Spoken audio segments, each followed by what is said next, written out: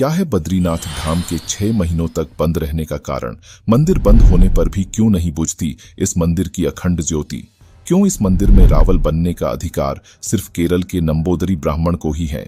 आखिर क्या है इस मंदिर की मूर्ति की रोचक कहानी?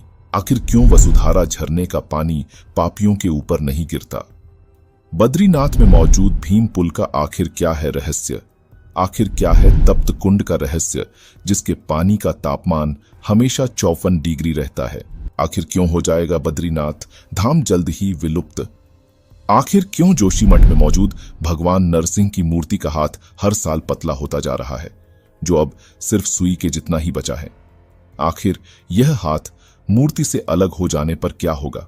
आखिर कलयुग के अंत का बद्रीनाथ धाम के साथ क्या कनेक्शन है? दोस्तों, देवभूमि के नाम से मशहूर उत्तराखंड अपनी खूबसूरती के लिए जाना जाता है। इस पूरे राज्य में कई हिंदू मंदिर और तीर्थ स्थल हैं। यहां सालों भर पर्यटक घूमने आते हैं। उत्तराखंड की हर दूसरी जगह देखने लायक है। अपनी संस्कृति, सभ्यता और खूबसूरत पहाड़ों की वजह से यह पर्यटकों के लिए एक आकर्षण का केंद्र भी माना जाता है। कहते हैं कि क्षीर सागर में श्री हरि विष्णु माता लक्ष्मी के साथ शेषनाग पर रहते हैं, जिसे बैकुंठ धाम कहा जाता है, जहां वही पुण्य आत्मा जाती है जिसने अपने जीवन से मोक्ष की प्राप्ति कर ली होती है। क्या आपको पता है कि इस धरती पर भी एक ऐसी जगह है जिसे दूसरा बैकुंठ धाम कहा जाता है? इस धरती पर जिस धाम को दूसरे बैकुंठ धाम के रूप में जाना जाता है, वो उत्तराखंड यानी देवभूमि में मौजूद है, जहां हर साल लाखों श्रद्धालु बड़ी आस्था और श्रद्धा से दर्शन करने आते हैं। उत्तराखंड के चमोली जनपद के अलकनंदा नदी पर स्थित है बद्रीनाथ धाम। हिंदुओं के 4 प्रमुख धामों में से एक है। बद्रीनाथ धाम से जुड़ी यह मान्यता है कि जो आए बद्री वो न आए औदरी। इसका मतलब है कि जो व्यक्ति जीवन में एक बार बद्रीनाथ के दर्शन कर ले, उसे दोबारा माता के गर्भ में नहीं जाना पड़ता है। यहां पर दर्शन करने से प्राणी जन्म और मृत्यु के चक्र से मुक्त हो जाता है, यानी कि उसे मोक्ष की प्राप्ति हो जाती है। दोस्तों, हम सभी जानते हैं कि सनातन धर्म में पूजा पाठ के दौरान शंख बजाने का विशेष महत्व है। यही नहीं, किसी भी शुभ काम को शुरू करने से हिंदू धर्म के अनुयायी शंख जरूर बजाते हैं। सनातन धर्म में शंख का इतना महत्व होने के बाद भी शंख और चक्रधारी भगवान विष्णु के मंदिर में ही शंख नहीं बजाया जाता है। जी हां, हम बात कर रहे हैं बद्रीनाथ धाम की। दरअसल बद्रीनाथ में पूजा अर्चना के समय कभी शंख नहीं बजाया जाता है। अब ऐसे में सवाल यह उठता है कि आखिर ऐसी कौन सी वजह है जिसके चलते बद्रीनाथ में शंख नहीं बजाया जाता है? तो दोस्तों, इसका जवाब आपको आज के इस वीडियो में मिलने वाला है। साथ ही आज हम आपको बद्रीनाथ धाम के कुछ ऐसे रहस्यों से रूबरू करवाएंगे जिनके बारे में आपने आज से पहले कभी नहीं सुना होगा। तो चलिए करते हैं वीडियो की शुरुआत। दोस्तों, बद्रीनाथ धाम के रहस्यों को जानने से पहले सबसे पहले हम बात करते हैं बद्रीनाथ धाम के निर्माण के बारे में, जिसको लेकर अलग अलग तरह की बातें की जाती है। कुछ जानकारों का कहना है कि बद्रीनाथ धाम की स्थापना भगवान नारायण के द्वारा की गई थी।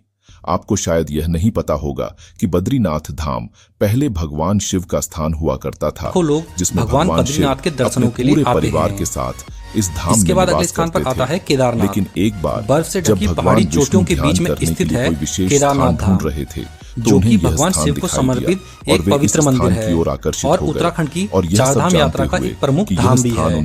यहाँ हर साल लाखों श्रद्धालु दर्शनों के लिए आते हैं। शिव से कैसे मांगते? Jim Corbett national park. उनके मन में एक लीला करने की आई। उन्होंने एक बालक का रूप ले लिया और वे जोर जोर से रोने लगे, जिसे देखकर कुछ देर बाद माता पार्वती की उन पर नजर गई, लेकिन वह बालक चुप नहीं हो रहा था।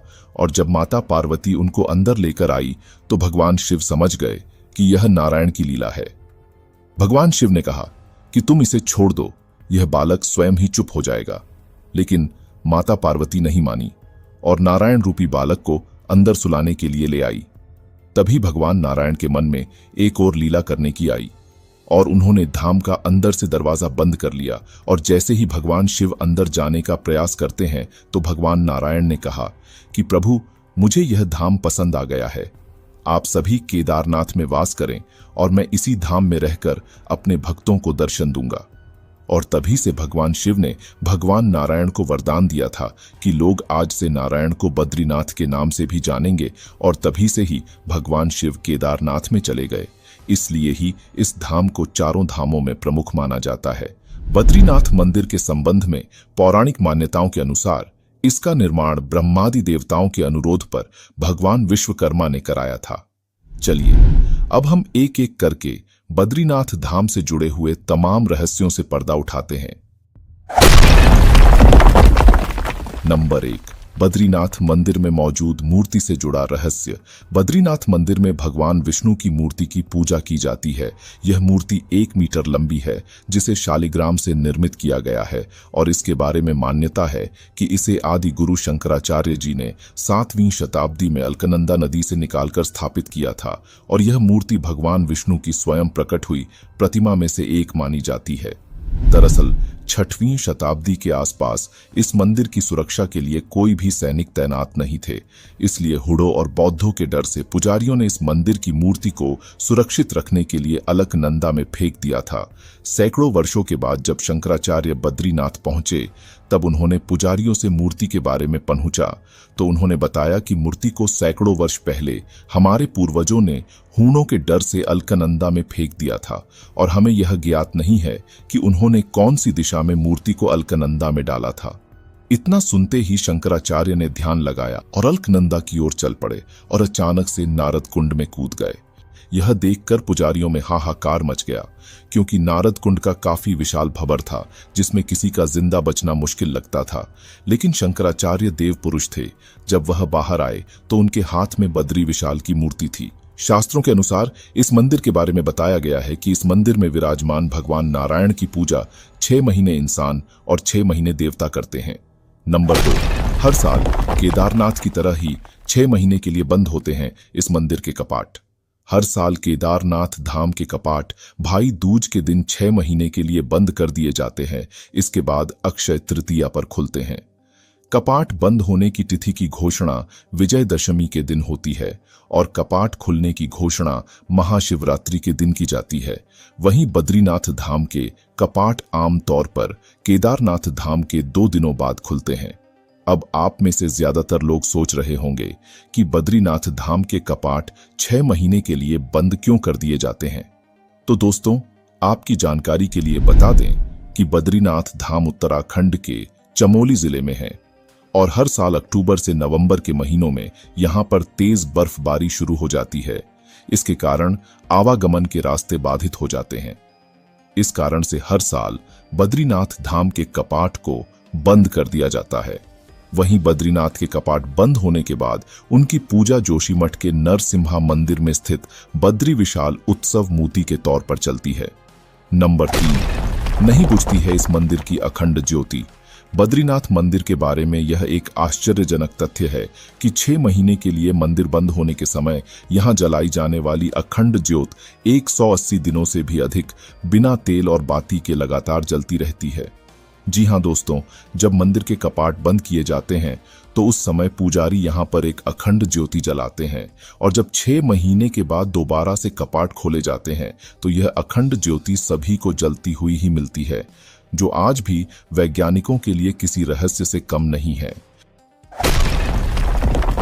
नंबर 4, बद्रीनाथ धाम के ब्राह्मणों से जुड़ा रहस्य। 7वीं शताब्दी में आदि शंकराचार्य ने नारायण की मूर्ति को नारद कुंड से निकालकर यहां स्थापित किया था, और उन्होंने यह परंपरा शुरू की थी कि उत्तर भारत में दक्षिण के ब्राह्मण और दक्षिण भारत में उत्तर के ब्राह्मण पुजारी बने। इससे संस्कृतियों का आदान प्रदान होगा। यही वजह है कि बद्रीनाथ मंदिर में केरल के नंबूदरी ब्राह्मण ही रावल बन सकते हैं। रावल बनने के लिए जरूरी शर्त है कि वह ब्रह्मचारी हो, वह संस्कृत और वेदों का ज्ञान रखता हो। रावल बनने से पहले नायब रावल बनाया जाता है ताकि सारी परंपराओं का सही ज्ञान हो जाए। इनका चयन बद्रीनाथ मंदिर समिति करती है। इसके अलावा दोस्तों, सबसे हैरान करने वाली बात तो यह है कि बद्रीनाथ मंदिर में मौजूद मूर्ति को